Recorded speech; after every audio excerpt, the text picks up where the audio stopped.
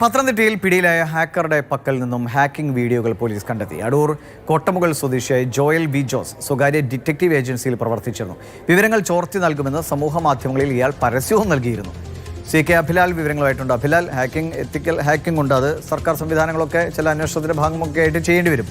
ഇത് വിവരങ്ങൾ ചോർത്തി നൽകുമെന്നൊക്കെ പരസ്യമൊക്കെ ചെയ്തിട്ടാണോ പരിപാടി? ഇയാളുടെ പശ്ചാത്തലം എന്താണ്? എന്തൊക്കെയാണ് വിവരം? 23 വയസ്സാണ് ജോയലിന്റെ പ്രായം.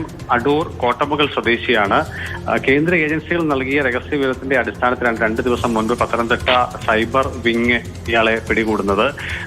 ആർക്കും യഥേഷ്ടം അല്ലെങ്കിൽ പണം മുടക്കാൻ തയ്യാറായിട്ടുള്ള ആർക്കും ആരുടെയും ലൈവ് ലൊക്കേഷൻ, അതോടൊപ്പം തന്നെ കോൾ രേഖകൾ എന്നിവ ലഭ്യമാക്കുമെന്നുള്ള കണ്ടന്റോടുകൂടിയുള്ള ദൃശ്യങ്ങളാണ് ഇയാൾ പരസ്യമായി സമൂഹ മാധ്യമങ്ങളിൽ പ്രചരിപ്പിച്ചിരുന്നത്.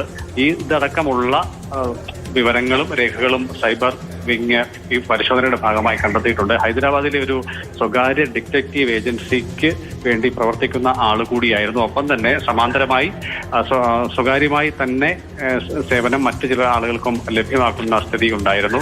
എന്തായാലും ഇതുമായി ബന്ധപ്പെട്ട കൂടുതൽ പരിശോധനകൾ ഉണ്ടാകേണ്ടതുണ്ട് എന്ന് മനസ്സിലാക്കുന്നുണ്ട്.